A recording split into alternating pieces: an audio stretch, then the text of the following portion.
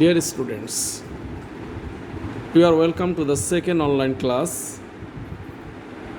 In the previous class, you got the primary knowledge on right form of verbs. Today, I will discuss the basics of right form of verbs. If you follow the class, you will be benefited. After the class, you will learn basics of right form of verbs, idea about to be verbs, to have verbs, and the use of preposition in the sentences. I am Humayun Kabir, lecturer English, Duaripara Goft College, Rupnagar Dhaka. Right form of verbs. তোমরা সবাই জানো right form of ভার্বের ক্ষেত্রে সেন্টেন্সের কিছু basic জিনিস জানা দরকার। আজকে আমরা সেই বেসিকটি নিয়ে আলোচনা করব। সেন্টেন্সের ভিতর ভার্ব কীভাবে ব্যবহৃত হয়, ভার্বের সেই বেসিক আইডিয়াগুলি নিয়ে আজকে আলোচনা। আমরা যদি ভার্বকে একটু বিশ্লেষণ করি তাহলে পাই ভার্বের রূপসমূহ, অর্থাৎ একটা সেন্টেন্সে ভার্ব কীভাবে থাকে। যেমন প্রথম আছে base form, that means V1, base form of verbs. For example eat, take, go, এগুলিকে আমরা ধরি ভার্বের বেস ফর্ম হিসাবে এগুলো ইউজ হয়, অর্থাৎ যেটা আমরা প্রেজেন্ট ফর্ম হিসাবে বলি অথবা base form V1, eat, take, গো।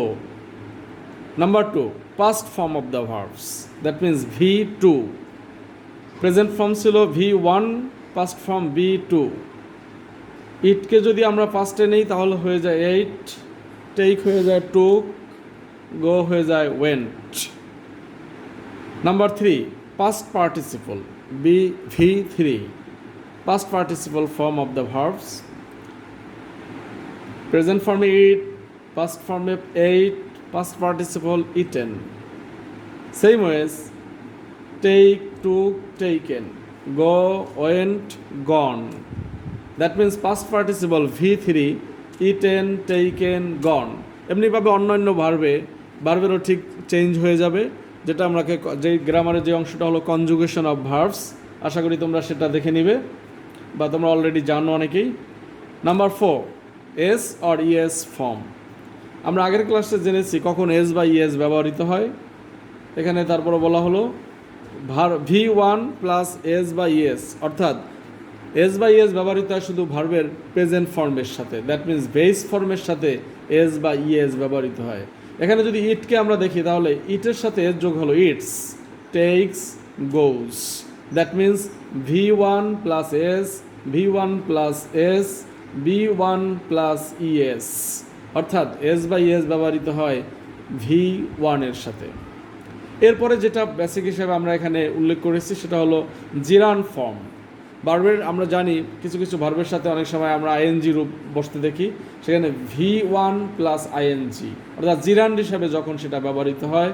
যেমন ইটের যদি আইএনজি ফর্মেট হয় তাহলে ইটিং, টেকের টেকিং, লাস্টের ইটা উঠে গিয়ে আইএনজি যোগ হলো টেকিং, গোজ হয়ে গেল গোয়িং, অর্থাৎ বেস ফর্মেট ছিল গো, তার সাথে আইএনজি ফর্মেট গোয়িং, জিরান ফর্ম। তাহলে আমরা 5টা ফর্মেট পেলাম, 5টা বেস ফর্ম পেলাম, 5টা রূপ ভার্বের প্রাথমিকভাবে base form, past form, past participle, S বা ES form, gerund form, and last one infinitive form. Infinitive form, infinitive হলো ভার্বের সাথে ভার্বের পূর্বে শুধু একটি টু এর ব্যবহার, অর্থাৎ 2 প্লাস V1। ইনফিনিটিভ ফর্মেট যখনই আমরা ব্যবহার করতে হবে তখনই ব্যবহৃত হবে 2 প্লাস V1। যেমন এখানে এই 3টা ভার্ব নিয়ে যদি আলোচনা করি তাহলে দাঁড়ায় to eat, to take, to go, to eat, to take, to go. এমনিভাবে যত ভার্ব থাকুক, টু রিটার্ন, টু কাম, সব কিছু সব বেস ফর্মের পূর্বেই টু ব্যবহার করে আমরা ইনফিনিটিভ ফর্মেটে নিব। এগুলো ভার্বের রূপসমূহ। আমরা এখানে 6টা রূপের কথা উল্লেখ করেছি। এরপরে যাই টু বি ভার্বসমূহ। আমরা জানি ভার্বের বিভিন্ন প্রকারভেদ আছে, তার মধ্যে একটি হলো to be verb. To be verb কি? Am, is, are, was, were, be, been, being. অর্থাৎ am, is, are, was, were, be, been, being. Maximum time এই ভার্বগুলো অক্সিলারি ভার্বের কাজ করে, অর্থাৎ মেইন ভার্বকে হেল্প করাই হলো এই ভার্বগুলোর কাজ মূলত। কিন্তু কখনো কখনো আবার এরা নিজেরাই প্রিন্সিপাল ভার্ব হিসাবে ব্যবহৃত হয়। ওকে, টু বি ভার্ব সমূহ am, is, are, was, were, be, been, being. এরপরে টু হ্যাভ ভার্ব সমূহ। টু হ্যাভ থেকে ভার্ব আসে তিনটি, হ্যাভ, হ্যাজ, হ্যাড। এখানে তিনটির মধ্যে দুইটি হ্যাড ব্যবহৃত হয় শুধু পাস্ট ফর্মে। যখনই পাস্ট ফর্ম হবে তখন হবে হ্যাড, বাট হ্যাভ, হ্যাজ সবসময় প্রেজেন্ট ফর্মে ব্যবহৃত হবে। এবং হ্যাজ শুধু একটি ক্ষেত্রে ব্যবহৃত হয়, যখন সাবজেক্ট থার্ড পারসন সিঙ্গুলার নাম্বারের হয় তখন হ্যাজ হয়। আর সব ক্ষেত্রে হ্যাভ আর হ্যাড হলো পাস্ট ফর্মে, এবং প্রেজেন্ট পারফেক্ট ফর্মেও হ্যাড ব্যবহৃত হয়। যাই হোক, হ্যাভ, হ্যাজ, হ্যাড। প্রেজেন্ট পারফেক্টে যখন ব্যবহৃত হবে তখন হ্যাড থাকবে মেইন ভার্ব, কিন্তু যখন অক্সিলারি ভার্ব হিসাবে হ্যাভ, হ্যাজ প্রেজেন্ট টেন্সে, আর পাস্ট টেন্সে হবে হ্যাড। টু ডু ভার্ব সমূহ। টু ডু থেকে আসে ডু, ডাজ, ডিড। ব্যবহার ঠিক টু হ্যাভ ভার্বের মতোই, do, does, did. Did past টেন্সে ব্যবহৃত আর দুইটা প্রেজেন্ট টেন্সে। এর মধ্যে ডাজ হলো থার্ড পারসন সিঙ্গুলারের ক্ষেত্রে, সাবজেক্ট যখন থার্ড পারসন সিঙ্গুলার। এরপরে মডাল অ্যান্ড সেমি মডাল সমূহ। আমরা এই ভার্বগুলোর বাহিরেও কিছু ভার্ব পাই যেগুলোকে আমরা মডাল ভার্ব অথবা সেমি মডাল দুইটা ভাবে বলতে পারি, অর্থাৎ মডাল অ্যান্ড সেমি মডাল সমূহ। মডাল অক্সিলারিগুলি আমরা যদি দেখি তাহলে দাঁড়ায় মডাল ভার্বগুলি, মডাল এবং semi modal. Shall, should, will, would, can, could, may, might, must, need, dare, use to, am to, is to, are to, was to, were to, have to, has to, had to ইত্যাদি। অর্থাৎ এই ভার্বগুলোকে modal এবং semi modal verb বলা হয়। আমরা যখন right form of verb right form of verb করব তখন এই ভার্বগুলোর খুব প্রভাব আমরা লক্ষ্য করতে পারব। Okay, now come to some rules. Rule 1, কোনো সেন্টেন্সে মডাল অক্সিলারি থাকলেই, অর্থাৎ কোনো সেন্টেন্সে যদি আমরা মডাল অক্সিলারি দেখি তাহলেই আমরা যে ফরম্যাটটা ইউজ করব সেটা হলো মডাল প্লাস V1। অর্থাৎ মডাল অক্সিলারির পরে যদি সরাসরি ভার্ব পড়ে তাহলে সেটা হবে ভার্বের base form, modal plus V1। 2 নম্বরে modal plus V plus V3, modal plus be plus V3। অর্থাৎ মডাল অক্সিলারির পরে যদি বি থাকে তাহলে আমাদের ভার্বের 3 নম্বর রূপটি হবে V3। মডাল প্লাস হ্যাভ যদি থাকে তাহলে একই ফরম্যাট আমরা ফ্লোর করব, modal plus have plus V3। অর্থাৎ মডালের পরে যদি বি বা হ্যাভ থাকে তাহলে ভার্বের 3 নম্বর রূপটি ব্যবহৃত হবে V3। Example, you must following the rules of correct behaviors in the society. You must following the rules of correct behaviors in the society. এখানে যদি আমরা লক্ষ্য করি তাহলে দাঁড়ায় সাবজেক্টের পরে মাস্ট আছে। মাস্ট হলো একটি মডাল অক্সিলারি, অর্থাৎ আমরা যে মডাল অক্সিলারি করেছি সেখানে মডাল বা সেমি মডাল সেখানে আমরা মাস্ট পেয়েছি। আমরা জানি যদি মডালের পরেই ভার্ব পড়ে তাহলে ভার্বের বেস ফর্ম হয়, দ্যাট মিন্স ফলোয়িং না হয়ে ভার্বটি হয়ে যাবে flow. You must flow the rules of correct behaviors in the society. You must flow, not flowing or float. সরাসরি ভার্বের verb 1, you must flow the rules of correct behaviors in the society. Next example, it can be solved very easily. এখানে can একটি modal, ক্যানের পরে আছে B. আমরা শিখেছি মডালের 2 নম্বর রুলে modal plus B থাকলে তারপরে ভার্বের 3 নম্বর রূপটি হয়, অর্থাৎ বির পরে সলভ না হয়ে যাবে solved. That means it can be solved very easily, কারণ সাবজেক্টের পরে মডাল আছে, এরপরে আছে বি। এই বির কারণে ভার্বের 3 নম্বর রূপটি ব্যবহৃত হবে, that means it can be solved very easily. Third example, you might have hear the name of Shakespeare. You know, William Shakespeare is the greatest dramatist in the history of English literature. Shakespeare was born in Stratford upon Avon. That means লন্ডনের অ্যাবন নদীর তীরে স্ট্রাটফোর্ডে জন্মগ্রহণ করেন William Shakespeare. তোমরা কি সালটি জানো কত সালে? তিনি 23শে জুন 1564 সালে লন্ডনের অ্যাবন নদীর তীরে স্ট্রাটফোর্ড শহরে, ছোট একটি শহর স্ট্রাটফোর্ড, সেখানে জন্মগ্রহণ করেন। Now come to the point, you might have hear the name of Shakespeare. এখানে আছে মাইট, একটি মডাল সেমি মডেলের গ্রুপের ভিতর ছিল। মাইটের পরে আছে হ্যাভ। যেহেতু মাইটের পরে হ্যাভ, তাই আমাদের ভার্বের 3 নম্বর রূপটি হবে হিয়ারের জায়গায় হবে heard. You might have heard the name of Shakespeare. You might have heard the name of Shakespeare. অর্থাৎ 3টা রুলেই আসলো যে মডাল সেমি মডালের পরে সরাসরি ভার্ব পড়লে ভার্বের বেস ফর্ম, যদি এরপরে বি বা হ্যাভ থাকে তাহলে ভার্বের 3 নম্বর রূপটি ব্যবহৃত হয়। আশা করি তোমরা বুঝতে পেরেছো। তোমাদের যদি কোনো কোশ্চেন থাকে এই বিষয়ে তাহলে তোমরা অবশ্যই জানতে চাইবে। এরপরে rule number 2।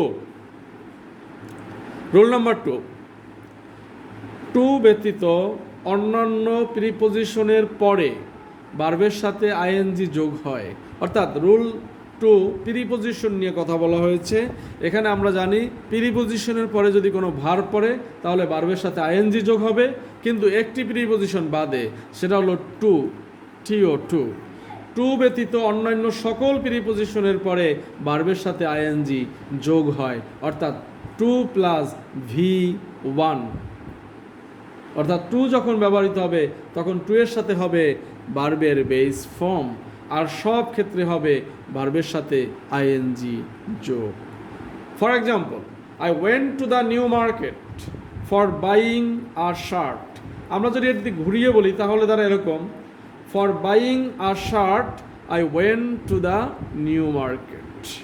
For buying a shirt, আমরা জানি ফর একটি প্রিপোজিশন, সেজন্য বাই ভার্বটি বাই না থেকে আইএনজি যোগ হয়েছে, কারণ বাইয়ের আগে আছে ফর, আর ফরের পরে বাই থাকাতে বাইয়ের সাথে আইএনজি ফরমেট দাঁড়ালো।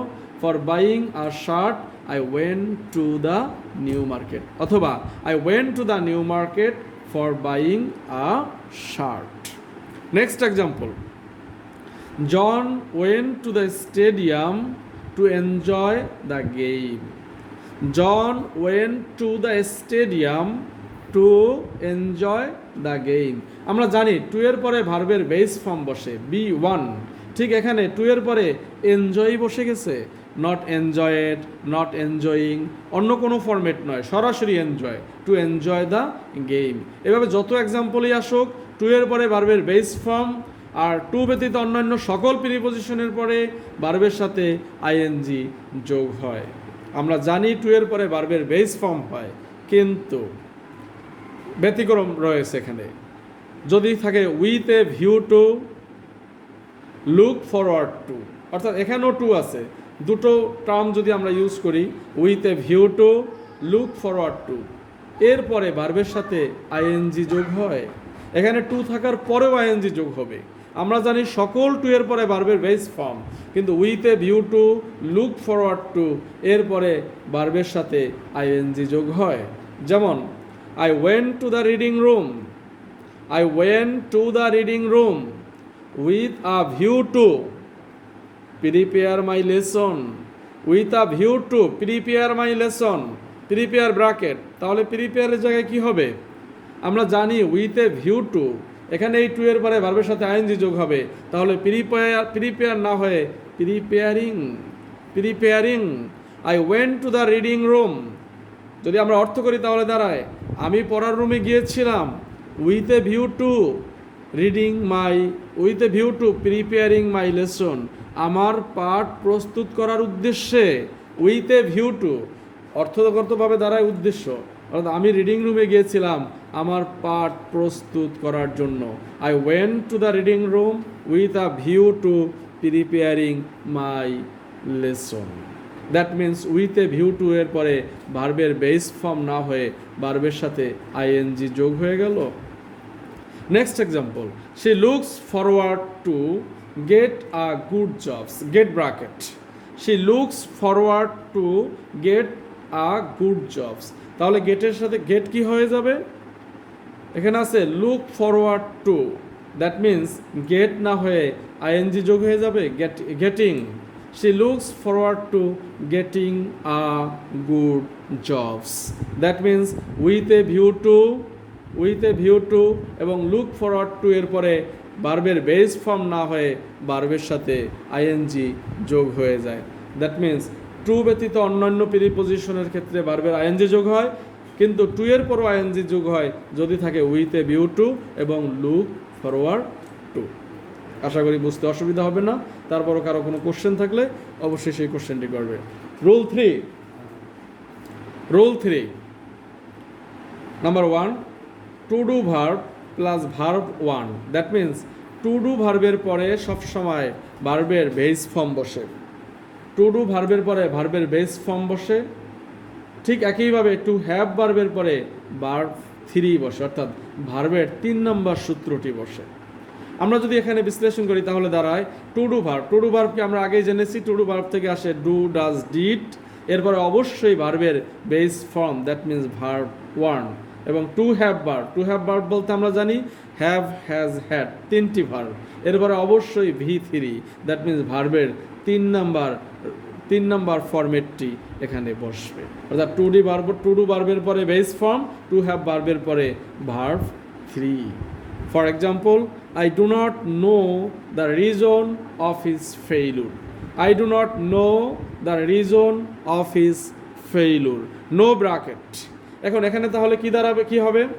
আমরা জানি টু ডু ভার্বের পরে base form, two do verb হলো ডু, এরপরে বেস ফর্ম, নো এর বেস ফর্ম নো নিজেই, অর্থাৎ এখানে কোনো চেঞ্জ হবে না, নোই হবে।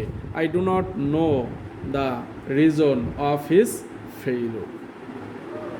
Next example, have you ever been to Cox's Bazar? Have you ever been to Cox's Bazar? Two have verb আছে, আমরা জানি টু হ্যাভ ভার্ব থাকলে ভার্বের 3 নম্বর সূত্রটি বসে, এখানে বি না হয়ে যাবে বিন।